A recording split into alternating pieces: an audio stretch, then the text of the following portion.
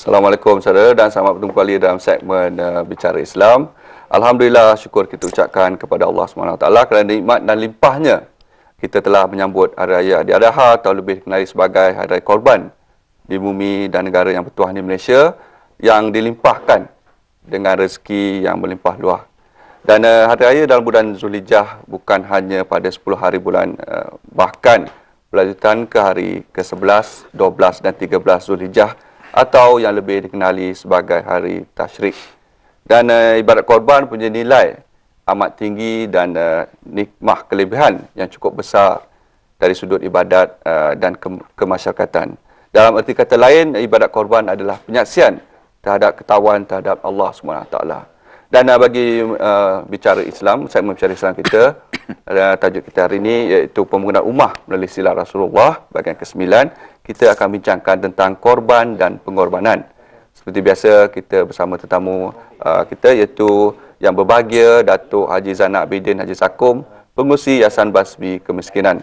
Assalamualaikum Datuk dan selamat Hari Raya Aidiladha Datuk.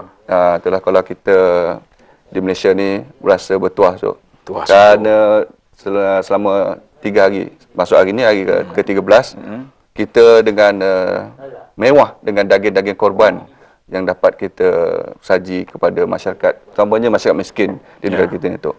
Jadi bagi memulakan perbincangan kita Tok ya, ibadat korban ni sebenarnya memberi peluang kepada setiap Muslim untuk menyucikan diri daripada sebarang penyakit hati dan dosa yang mungkin melekat di dalam jiwa kita Tok.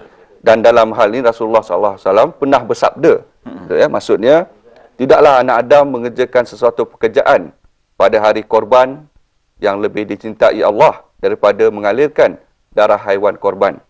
Sesungguhnya haiwan itu akan datang pada hari kiamat dengan tanduk, kuku dan bulunya. Sesungguhnya darah haiwan akan diterima Allah sebelum jatuh di tempat sembelihannya. Maka sucikanlah diri kamu dengan menyembelih haiwan korban. Ini riwayat Ibnu Majah dan Tirmizi. Tapi Datuk, saya semalam bila menonton berita perdana RTM Datuk, terasa menyayat hati. Di mana satu peristiwa yang berlaku di masjid di Terengganu, di mana seorang imamnya telah disebabkan berlainan fahaman politik itu menghalau makmun atau menghalau jemaah dari bersemayang di masjid tersebut. Jadi ini melambangkan ketepatan dengan korban yang kita rayakan. Apa ulasan itu? Bismillahirrahmanirrahim. Allahu akbar, Allahu akbar, Allahu akbar walillahil hamd. Alhamdulillah wassalatu wassalam ala Rasulillah. Penonton yang dirahmati Allah sekalian, pertama sekali hari ini adalah hari yang ke-13, iaitu hari Nahar, iaitu hari ke-10, hari Tasyrik, hari 11, 12, 13. Hari ini masih ada peluang berkorban lagi. Boleh lagi menyembelih korban.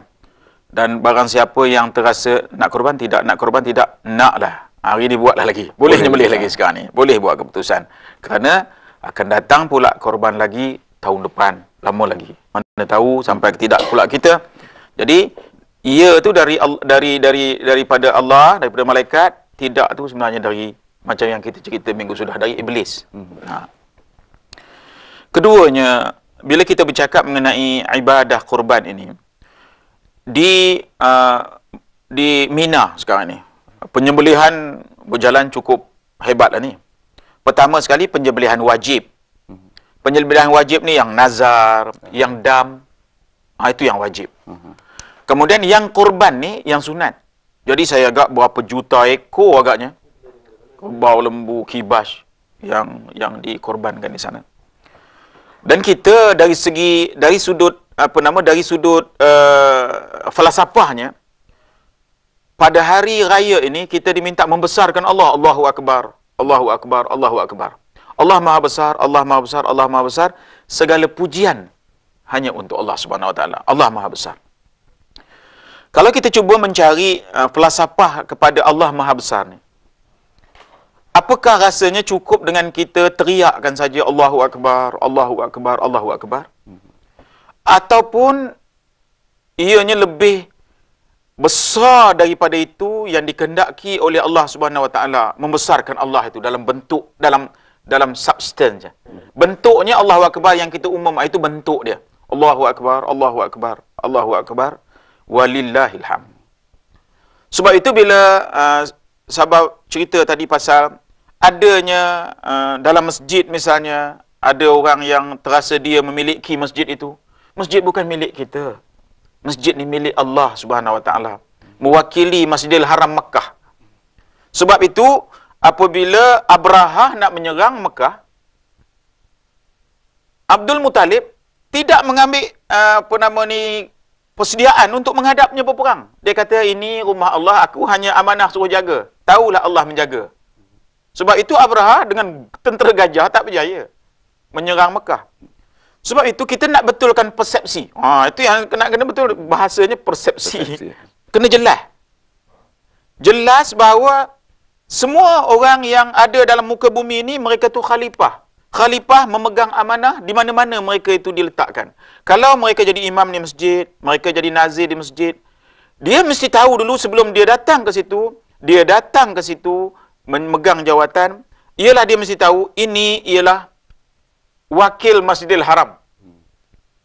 Semua orang tidak dihalang untuk datang ke sini, kecuali kita tahu orang ni nak membuat maksiat atau kejahatan. Sebab Masjidil Haram pun pernah dimasuki oleh orang yang mengaku kumpulan Imam Mahdi pada tahun 79, ingat? Jujuh-jujuh datang sebelum asar tu, orang membawa jenazah. Sebab biasanya lepas sembahyang asar, orang sembahyang jenazah. Banyak betul pula jenazah masuk. Rupanya yang dikatakan jenazah itu senjata.